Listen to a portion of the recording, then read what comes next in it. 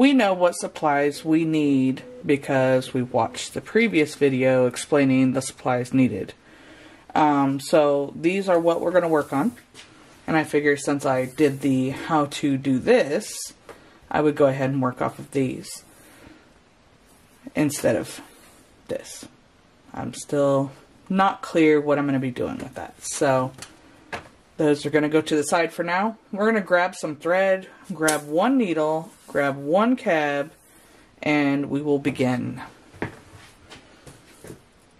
Here's our needle. Here's our thread.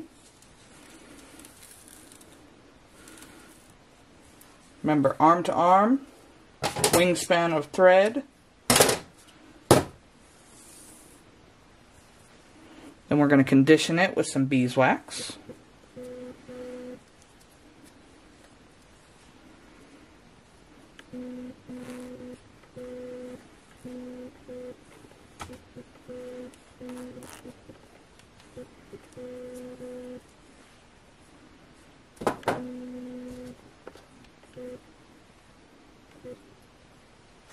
Needle.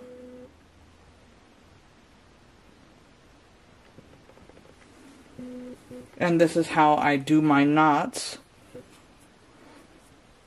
Is I'm going to go the end of my thread, and my needle will point the opposite direction of that. Bring them together, pinch them, and then you will wrap your thread around 5 or 6 times. Then you will pinch firmly but not too hard where your thread is wound around, and you're just going to pull it through. And there you go. I'm going to chop off my tail, and then I will bring it next to my cab, and this is going to be my thread that holds my beads. We're going to go very simple so that I do not have the same problem. And we're going to go single color. I'm going to thread a bunch on here.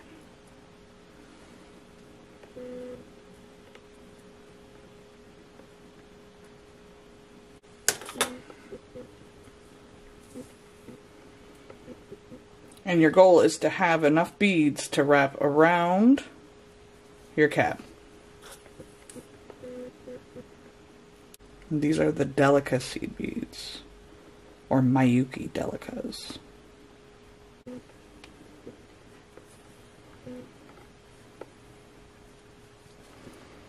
Okay, and you see I have too many? I'm not going to worry about that right now. I'm going to stab that into the other one, and this is where we're going to grab our second needle.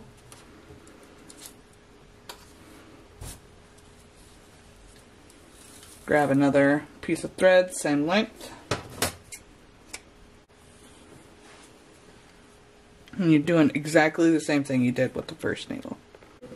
Okay, so this is the hardest part for bead embroidery, is holding this thread. It's not this, it's this.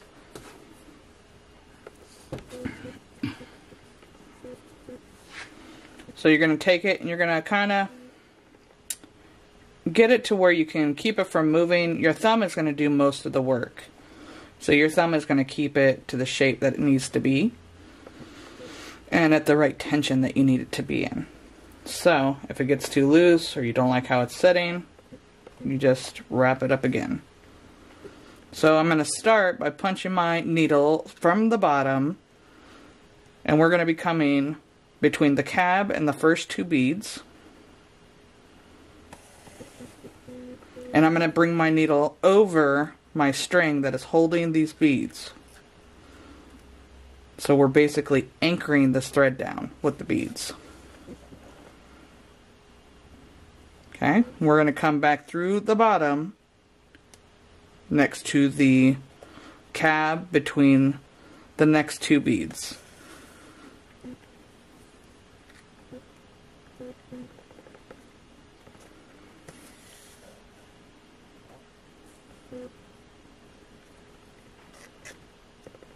And you just keep going on all the way around.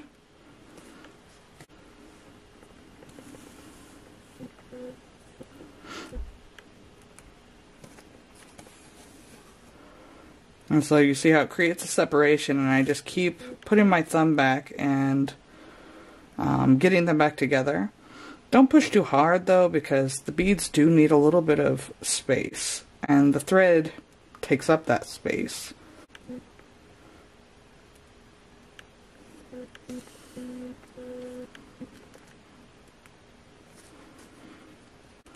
We're actually at my work table that I use to make everything else. And soaps, candles, lotions. So you see how I have this little bit of a space right here? We're going to see what happens if we pull this a little bit tighter. There we go. A little bit of space is okay. We just don't want to have a big gaping space.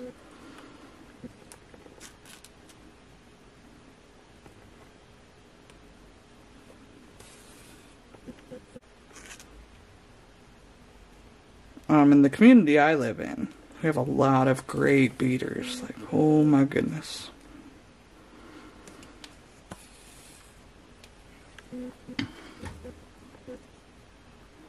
So there's not a lot of people here to teach.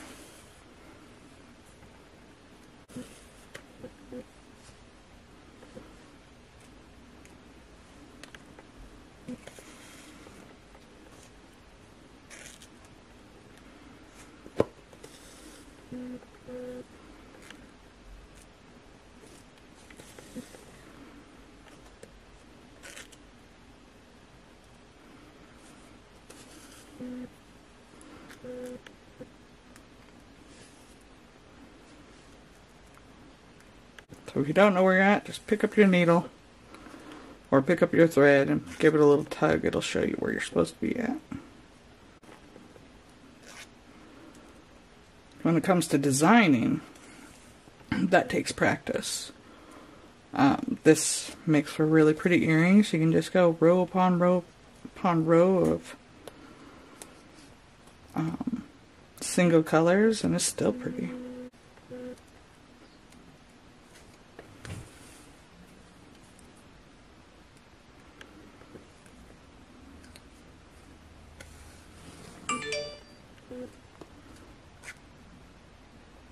So if you're only going to do one row, you want to make sure that you're ducking your needle when you're coming down. When you're coming down this way, if you're only doing one row, you're going to want to duck it down so that your thread will not be hanging out over the side at all. Because I know I will be doing more than one row. This row is, I can be a little more lenient with it. Getting close. Oop, there you are.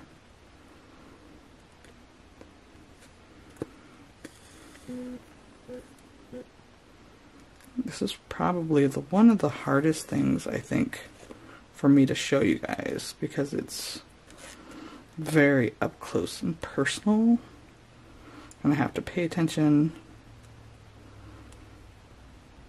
to a very small area.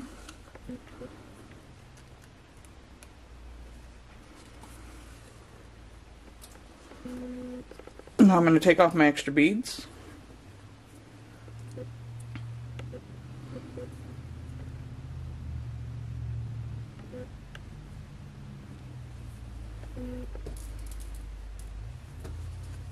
And this needle that was holding the beads will actually be passing all the way through. All the way around.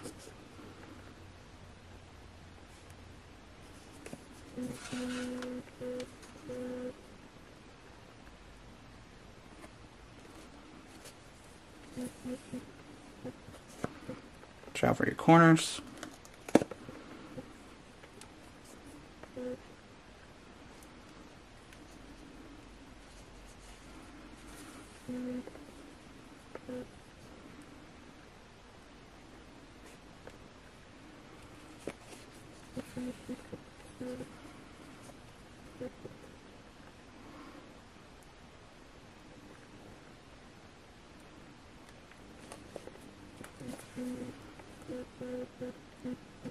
And so I'm paying attention to where I would end off.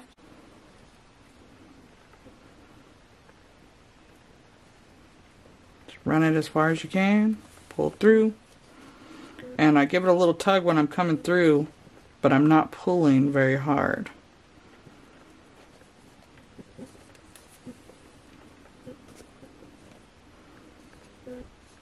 Okay, and I'm finally past where I was. So now I'm going to punch back through to the bottom.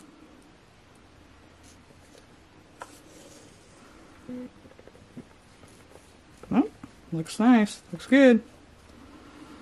Okay, and then we're going to take this and we're actually going to tie a knot around one of our anchoring threads. So I go through the pellon and underneath the anchoring thread, and then I'm going to come through twice. There's one. There's two. And you bring it down gently, give it some little snags. Then we're going to grab our other anchor thread.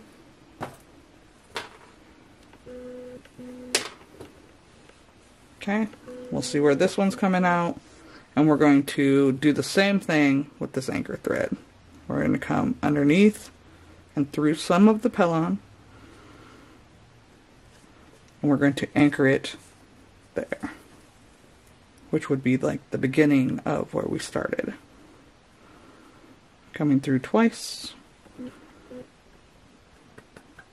And your first row is done. So from here, you're just going to, because we've tied knots, I look at which string is longer, and usually it's the anchoring thread that is longer. Yep. So this is going to be the anchor thread that was for the first row, will be my bead holding thread for this next row. And you would come back through. Oops. Right next to your beadwork. Not too close. There you go. You're going to come back through and you will do another row. So I'm going to end that there. Practice. And then let me know how it goes. And we will do another row and I'll add a little bit of something to it. Maybe we'll put some of these silver beads into it, or maybe some of those blues. Keep it nice simple, but still spicing it up. So, there you go. And I hope you enjoyed this. Stay tuned for part 2.